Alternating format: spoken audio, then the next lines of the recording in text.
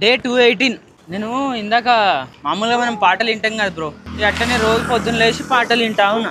ఏంది ఇన్నిగానం కుక్కలనే బ్రో, పాటలు వింటా ఉంటాం కదా మనం. పాటలు వినలో ఎవరు ఉంటారు చెప్పండి. మ్యూజిక్ అంటే అందరికి ఇష్టమే ఉంటుంది. అయితే మనం రోజు వినే పాటలు కూడా మనకు అప్పుడప్పుడు ఆ ఎందుకో ఇట్లా దాని అర్థం గురించి తెలుసుకోవాలనిపిస్తుంది, మాట్లాడాలనిపిస్తుంది. అయితే ఈరోజు కూడా నేను ఒక పాట విన్నా, అదే సన్ ఆఫ్ సత్యమూర్తి సినిమాలో. మా దమ్ము వస్తున్నది బ్రో, గ్రౌండ్కి పోయినాక మాట్లాడదాం. గ్రౌండ్కి అయితే వచ్చినాం బ్రో, చూస్తున్నారు కదా.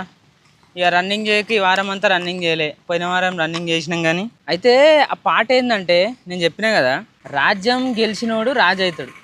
అంటే రాజ్యంలో ఉన్న అందరిని విలన్లని అందరిని వేసేసి రాజు అవుతాడు. రాజ్యం గెలిచినోడే రాజు అవుతాడు, రాజ్యం ఇడిసినోడే రామచంద్రుడు. ఇప్పుడు రాములవాడు రాజ్యం ఇడిచిపెట్టి పోతాడు, రామచంద్రుడు. యుద్ధం గెలిచేటోడు వీరుడు సూర్యుడు.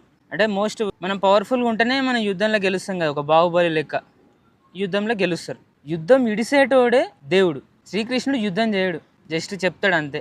ఒక సైడ్ ఉంటాడు, ఆయుధం పట్టడు, ఏం చేయడు. యుద్ధం ఇడిసేటోడే దేవుడు.